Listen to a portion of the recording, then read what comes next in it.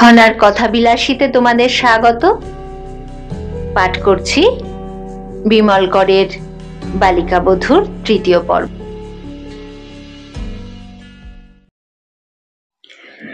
ঘুম ভাঙিয়া গেল।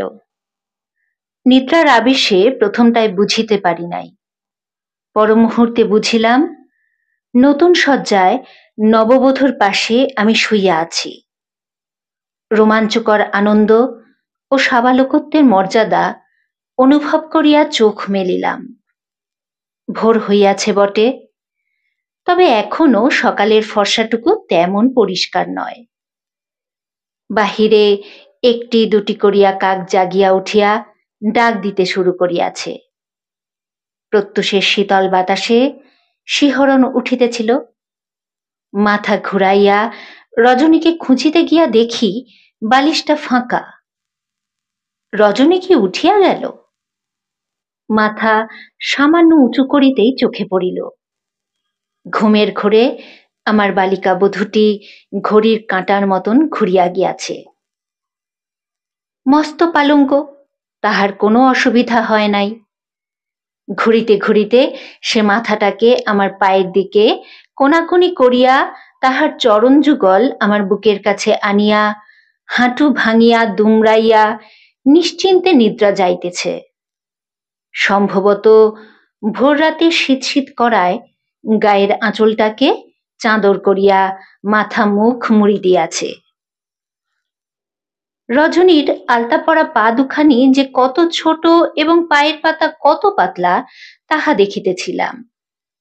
বাসি অথচ ফিকা গন্ধ নাকে লাগিল। মাথা আরো একটু নিচু করিতেই বুঝিলাম গন্ধটা সুগন্ধি আলতার, শাড়ি ও বিছানায় ছড়ানো সেন্টের। রজনীর পায়ের পাতায় সুরসুরি দিয়া তাহার ঘুম ভাঙানোর লোভ আমায় পাইয়া বসিল। হাতের আঙুলের সুরসুরি তেমন জুতের হইবে না ভাইবিয়া আমি বিছানা হইতে একটা বাসি ফুল তুলিয়া লইয়া রজনীর পায়ের পাতায় সুরসুরি দিতে লাগিলাম। ঘুমটা দেখি রজনীর বেশ গভীর। ফুলে কাজ না হওয়ায় হাতের আঙুলে বার কয়েক সুরসুরি দিতে রজনী পা টানিয়া লইল। আমার আনন্দ বাড়িল। পুনরায় সুরসুরি দিতে লাগিলাম। রজনী পা গুটায়, শরীর গুটায়, পাশ ফেরে, শেষে তাহার লোমকূপগুলিতে রোমাঞ্চ জাগিতে সে ধরফর করিয়া বিছানায় উঠিয়া বসে। নিদ্রাভঙ্গের আকস্মিকতায় তাহার মুখভাবে খানিকটা বিমূঢ়তা, কিছুটা বিস্ময়, সামান্য বা বিরক্তি। আমি হাসিতেছিলাম। রজনী কয়েক মুহূর্ত পরে যেন হুঁশ ফিরিয়া পাইল। জানালা, ঘরের চারিপাশ, বিছানা এবং তাহার নবলব্ধ ষোড়শবর্ষীয় স্বামীটিকে দেখিয়া যেন কোনো একটা বিষয় আশ্বস্ত হইল। দুই হাতে চোখের পাতা রগড়াইয়া ঘুমের জড়তা কাটাইল। হাই তুলিল এবং টুপ করিয়া দুই হাত জোর করিয়া একবার ঠাকুর প্রণাম সারিল। আমার পায়ে তুমি সুরসুরি দিচ্ছিলে? ঘুম ভাঙিয়া জাগিয়া ওঠার পর রজনী এই প্রথম কথা বলিল। কই না, বাসি মুখে মিথ্যে কথা। রজনী শিহরিয়া উঠিল। তুমি আমার মুখের দিকে পা করে ঘুমোচ্ছিলে কেন? প্রথমটায় যেন রজনীর বিশ্বাস হইল না, পরে বলিল সত্যি। বলিয়াই নিজের অবস্থান ও বিছানার দশাটা দেখিয়া লইয়া বড়ই অপ্রতিভ হইয়া নাসিকা কুঞ্চিত করিল। এ রাম, ছি ছি, আমার পায়ে কুট হবে। এই, তোমার গায়ে পা লেগেছিল? না না। আমি হাসিতে হাসিতে মাথা নাড়িলাম।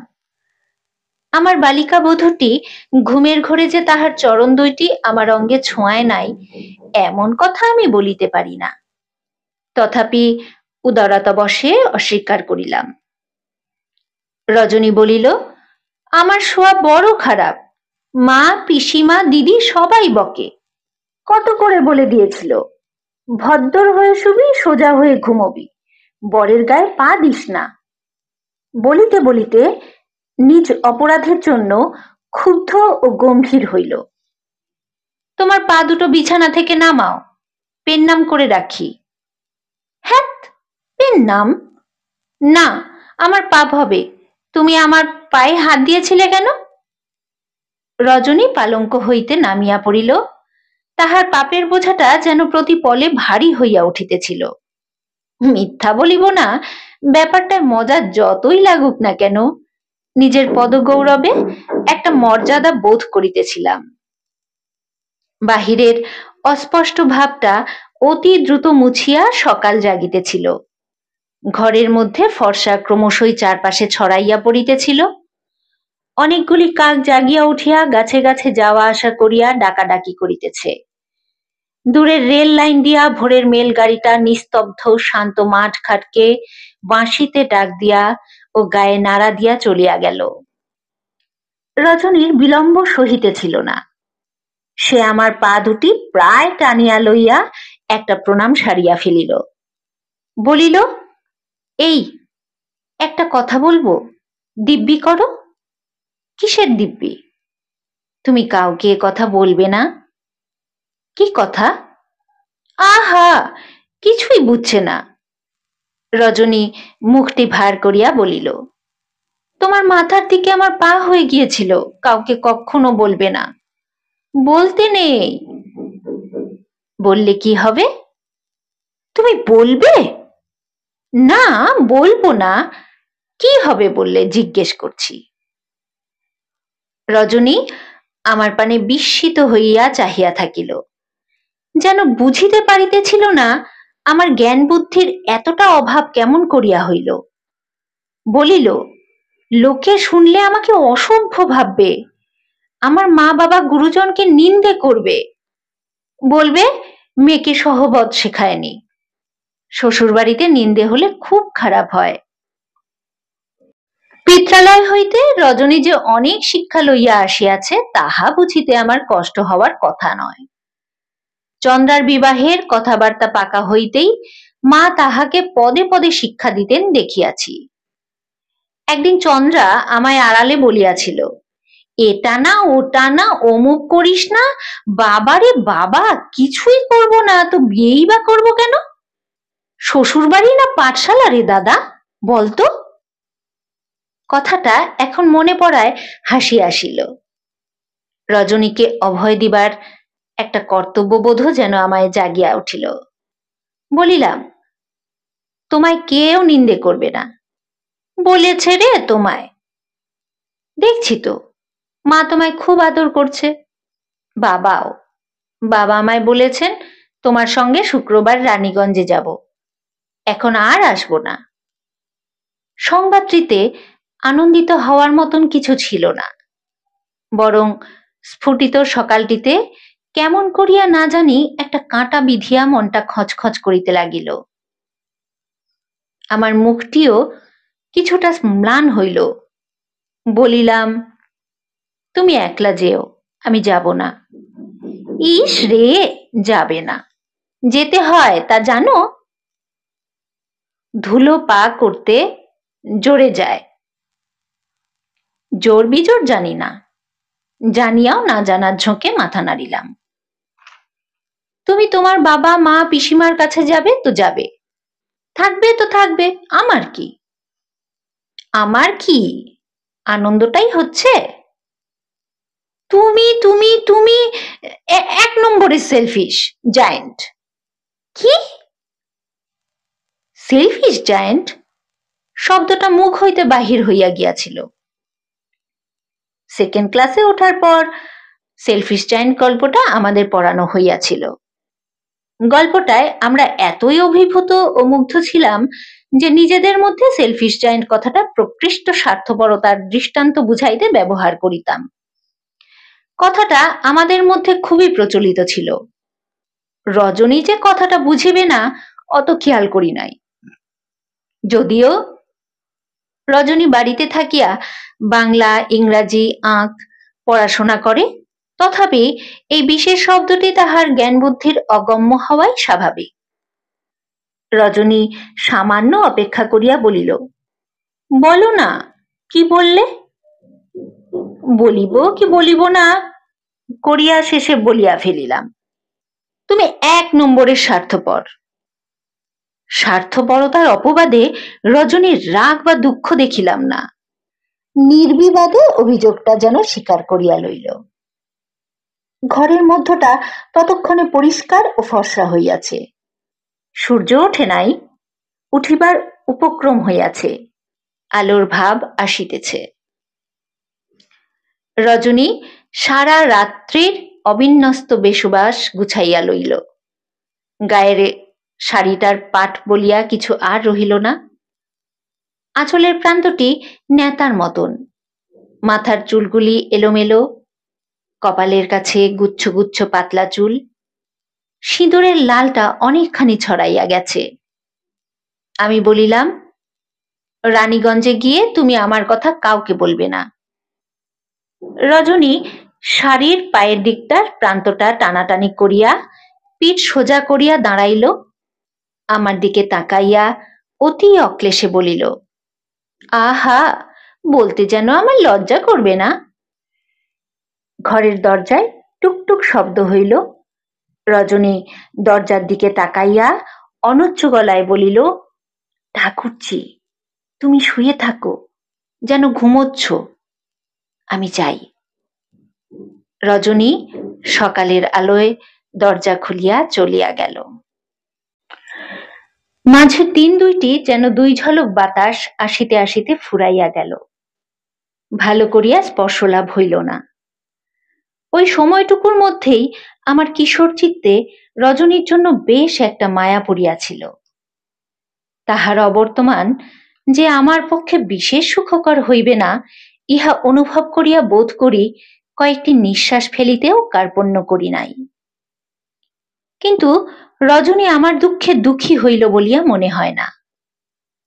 পিত্রালয়ে যাওয়ার আনন্দে সে এতই অধৈর্য হইয়া ও চঞ্চল হইয়া উঠিয়াছিল যে আমার বিরসতা তাহার নজরে পড়িল না। যথারীতি নির্দিষ্ট দিনে রজনীকে লইয়া তাহার পিতৃগৃহে চলিলাম।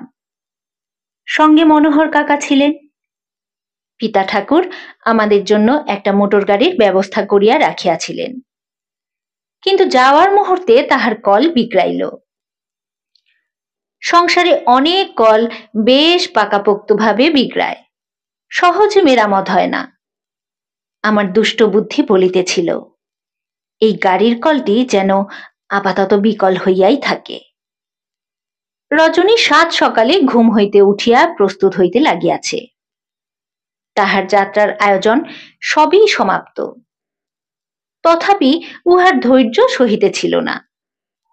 শরৎ মারফত শুনিয়াছিলাম, গাড়ির আশায় সে নাকি উৎকর্ণ হইয়া চন্দ্রার ঘরে জানালার পাশে বসিয়া আছে।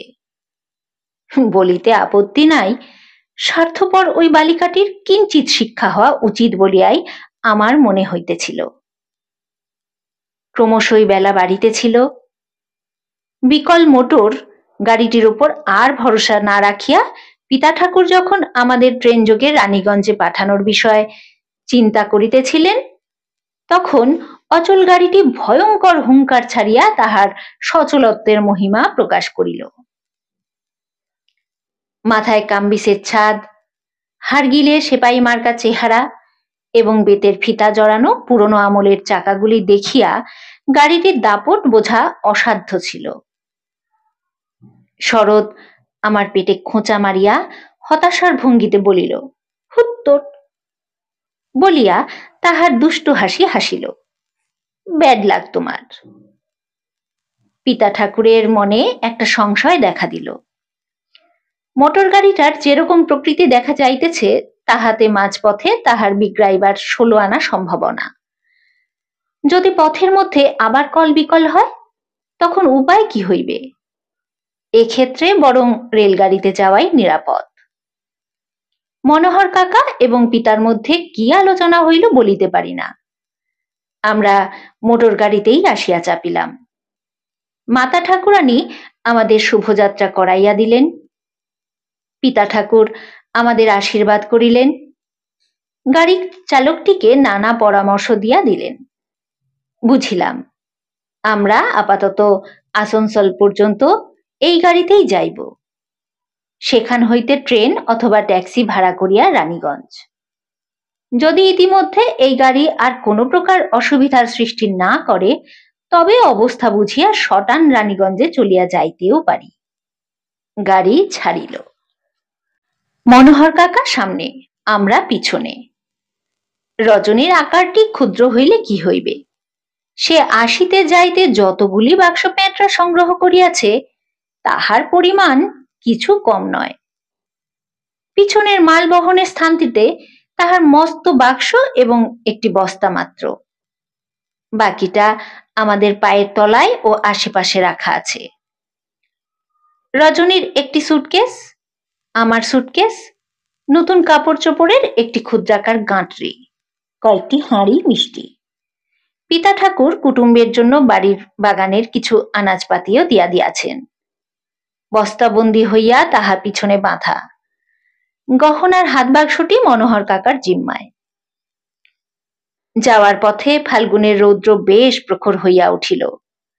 গ্রাম্য পথ, গাড়িটা পদে পদে লাফ ঝাঁপ মারিতেছিল, যেন তাহার কেরামতি দেখাইয়া আমাদের কাঁচা পথটিকে সে অবাক করিয়া দিবে।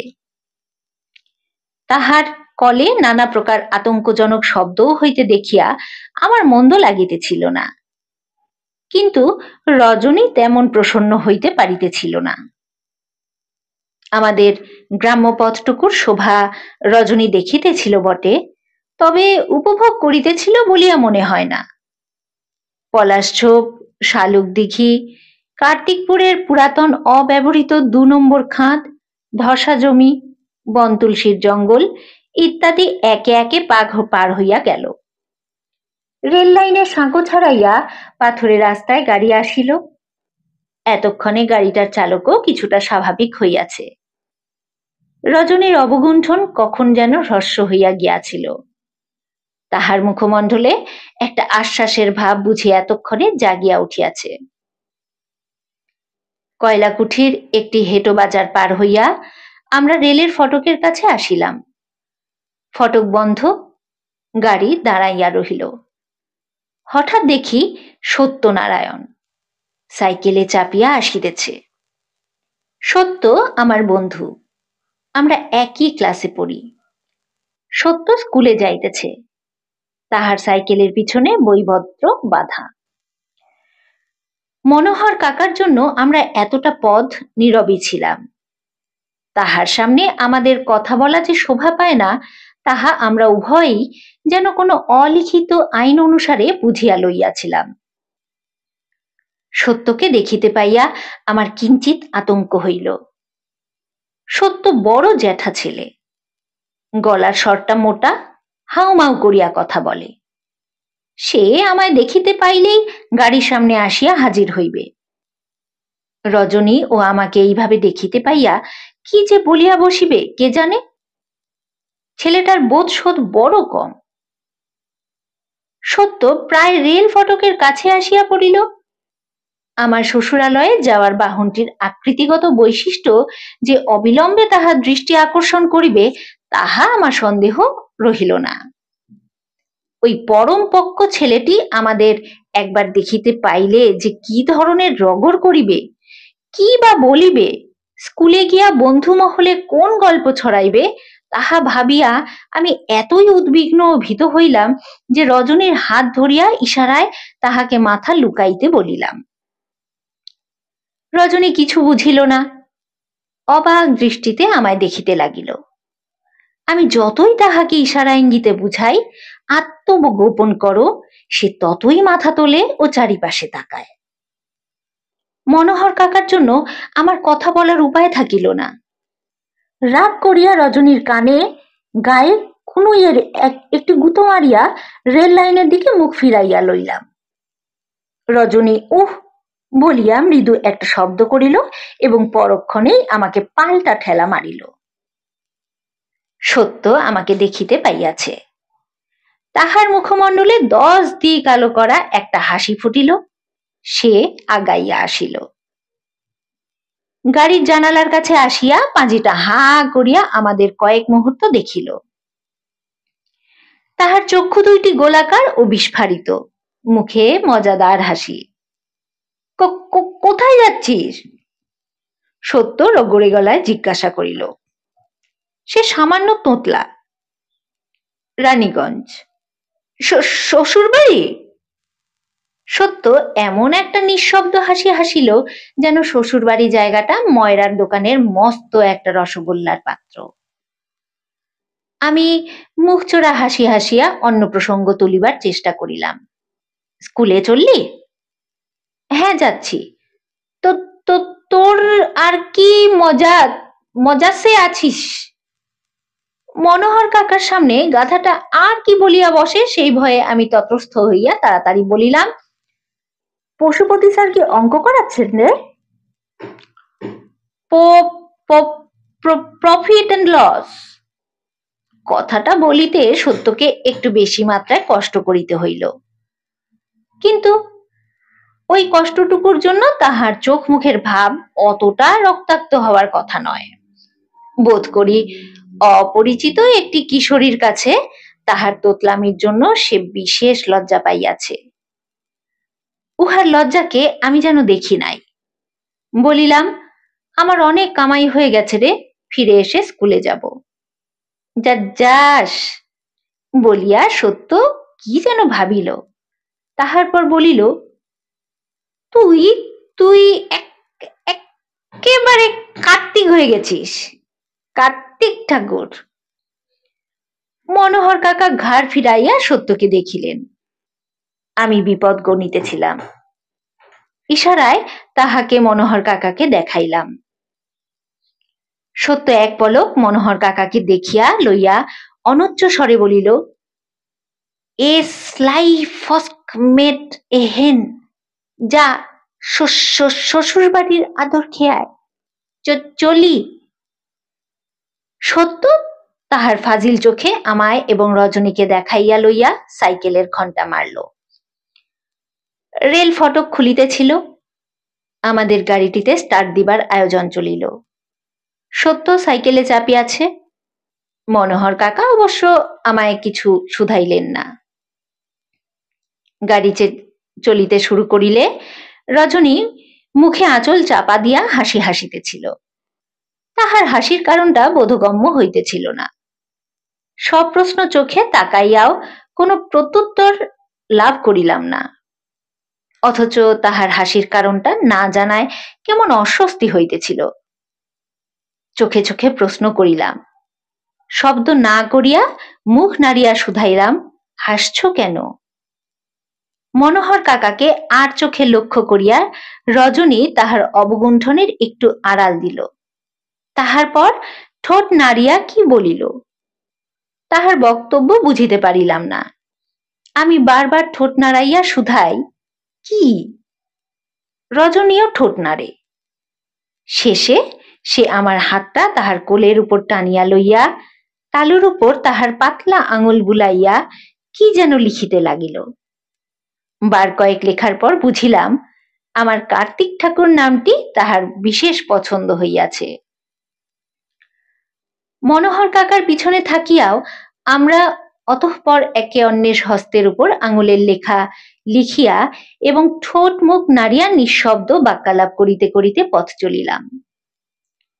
অবশ্য উহারি মধ্যে আঙুল টানা, চিমটি কাটা, খোঁচা মারাও মাঝে মাঝে চলিতেছিল।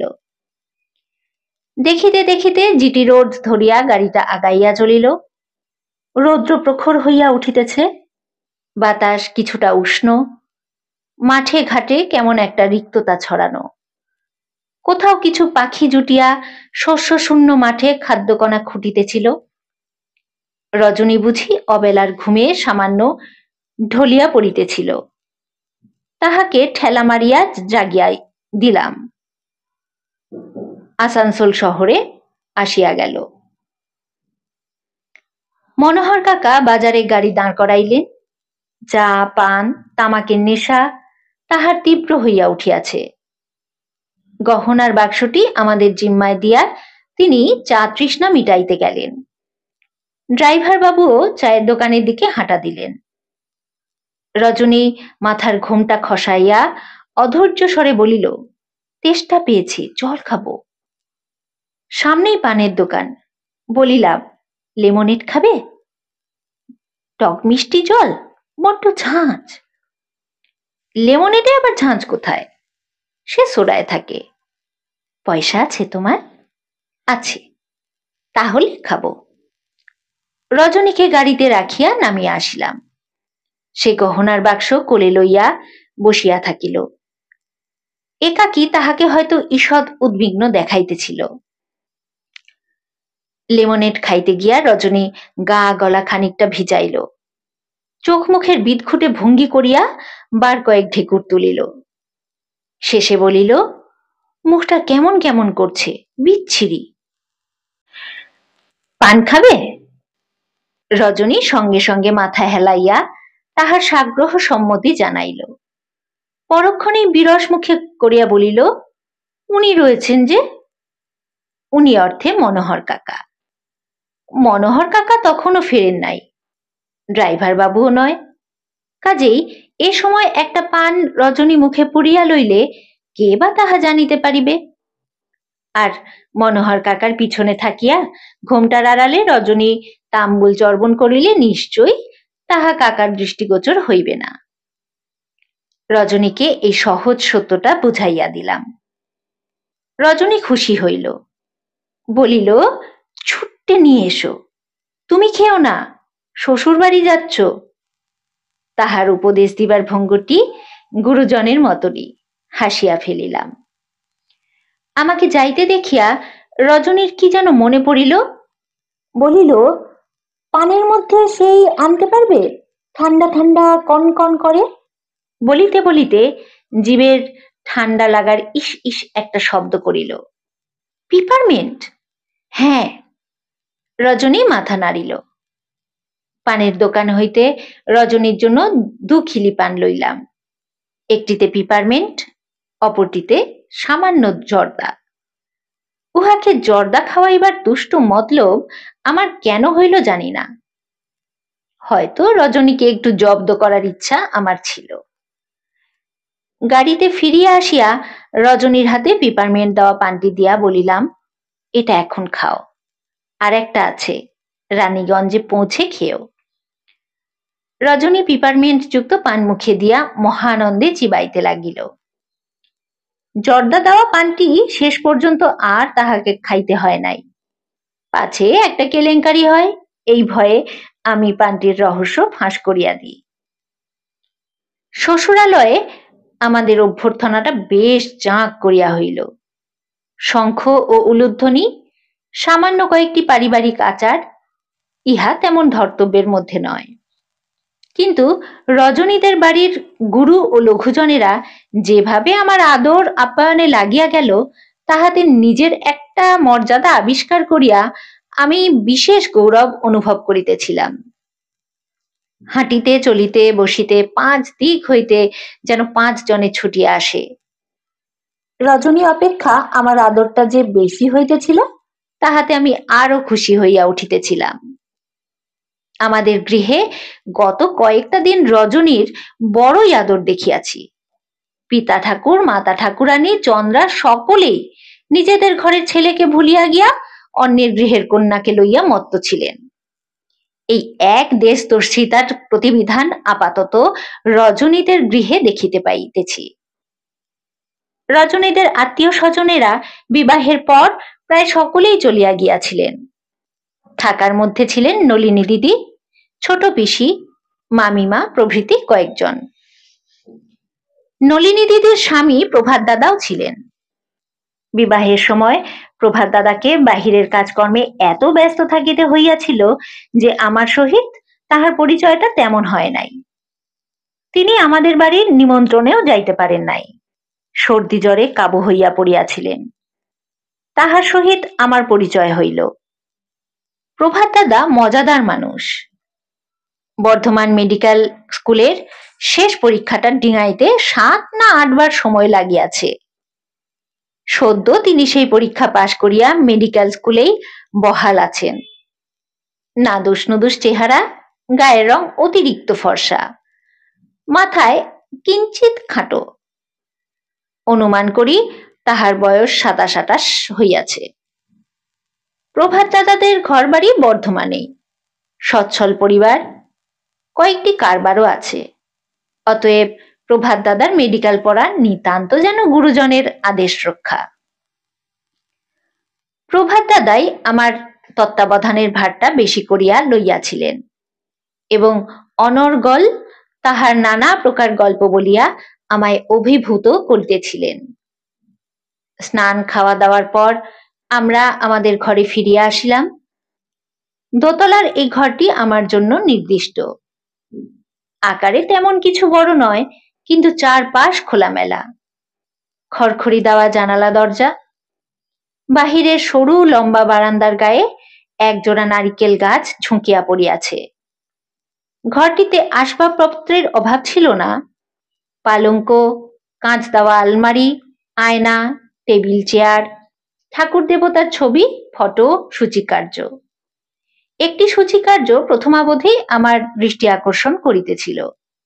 সবুজ ও লাল বর্ণের একটি পাখি ডানা মেলিয়া উড়িয়া যাইতেছে। তলায় আঁকাবাঁকা হরফে লেখা, যাও পাখি বলো তারে, সে যেন ভুলো না মোরে। আমরা ঘরে আসার পর প্রভাত দাদা দরজাটা ভেজাইয়া দিয়াছিলেন। বলিলেন, নাও, একটু জিরিয়ে নাও। আমি পালঙ্কে বসিলাম না, দাঁড়াইয়া রহিলাম। পশ্চিমের খোলা জানালা দিয়া অদূরে একটা জলজ পাতা ছাওয়া পুকুর দেখা যাইতেছিল। পুকুরটির লাগোয়া বাগানে গাছগাছালির ছায়া, ঘুঘুর ডাকে দ্বিপ্রহরের আলস্য ভাবটি ক্রমশই নিবিড় হইয়া আসিতেছে। প্রভাত দাদা পকেট হইতে সিগারেটের প্যাকেট ও ম্যাচ বাহির করিলেন। পালঙ্কের উপর পা দুলাইয়া বসিয়া পরম সুখে একটা সিগারেট ধরাইলেন। বলিলেন, ছোট বাবুর হবে নাকি একটা? সিগারেটের প্যাকেটটা তিনি সহাস্য কৌতুকে আমার দিকে বাড়াইয়া দিলেন। লজ্জায় চোখ মুখ আরক্ত হইল। মুখ নিচু করিলাম। প্রভাত দাদা বলিলেন, তুমি একেবারে নাবালক ব্রহ্মচারী বলিয়া মোটা গলায় হাসিলেন। বুঝলে ছোট বাবু, আমি তোমার বয়সে পড়ার ঘরে ধুনো দিয়ে সিগারেট খেতাম। ভেজানো দরজা ঠেলিয়া নলিনী দিদি আসিলেন, হাতে পানের ছোট রেকাবি। প্রভাত দা আগে ভাগে পান তুলিয়া লইলেন। নলিনী দিদি আমার মুখের সামনে রূপার রেকাবিটি ধরিয়া দিলেন। নাও ভাই। ও মা, সে কি? বাড়িতে জামাই এসেছে, একটা পানও মুখে দেবে না? নাও, খাও। খেতে হয়, বুঝলে গো। এই পান চিনি সেজেছে, দেখো না খেয়ে ফেলো ছোট বাবু। প্রভাত দাদা বলিলেন, শ্বশুর বাড়িতে কিছু পাতে ফেলতে নেই। প্রভাত দাদা নলিনী দিদির মুখপানে চাহিয়া অর্থপূর্ণ হাসি হাসিলেন। একটা পান খাওয়ার স্বাদ যে আমার না ছিল এমন নয়। পান লইলাম। তিনি দাঁড়াইয়া রহিলেন। পান চিবাইতেছি। নলিনী দিদি হাসিয়া শুধাইলেন, কেমন সেজেছে? লজ্জিত মুখে অধবদন হইলাম। প্রভাত দাদা সরঙ্গে বলিলেন, বেশ সেজেছে খাসা, তোমার মতন মশলাদার। নলিনী দিদি ভ্রুকুটি হানিয়া প্রভাত দাদাকে ভর্ৎসনা করিলেন। ছেলে মানুষের সামনে কি কথা বলিয়া আমার দিকে মুখ ফিরাইলেন। ওই লোকটার সঙ্গে বেশি মিশো না ভাই, তোমায় গোল্লায় পাঠিয়ে দেবে। প্রভাত দাদা জবাব দিলেন, কে কাকে গোল্লায় পাঠাচ্ছে নলিনী, তা ভগবানই জানেন। বুঝলে ছোট বাবু, মেডিকেল স্কুলে ঢুকে বিয়ে করেছিলাম। 7 বছর হলো। লম্ফ ডাক্তার হতে এত দেরি হলো শুধু তোমার নলিনী দিদির জন্যে। সে হিস্ট্রি তোমায় বলবো একদিন, আর একটু বয়স বাড়ুক। নলিনী দিদি কটাক্ষ হানিয়া স্বামীর দিকে এক খিলি পান ছুড়িয়া মারিলেন। তিনি আর দাঁড়াইলেন না। প্রভাত দাদা হাসিতে লাগিলেন। আমি প্রভাত নলিনীর যুবনোচিত প্রণয় ও রসালাপ পূর্ণমাত্রায় না বুঝিলেও উভয়ের মধুর সম্পর্কটা কোনো গোপন ইন্দ্রিয়ে অনুভব করিয়া বিচিত্র এক আনন্দ পাইলাম। সত্যি, জীবনের এই ছোটোখাটো অনুভূতিগুলি কিন্তু আমাদের শৈশবে সবারই ছোটোখাটো হয়েই থাকে। বিমলকর তার অনবদ্য ভাষায় দারুণভাবে উপস্থাপন করেছেন। নাইবা হলাম বালিকাবধূ, কিন্তু অনুভূতিগুলো তো খাঁটি। আমি কিন্তু উপন্যাসটি দারুণভাবে উপভোগ করছি। আপনাদের কেমন লাগছে কমেন্ট করে জানাবেন। ভালো লাগলে শেয়ার করবেন, লাইক করতে ভুলবেন না।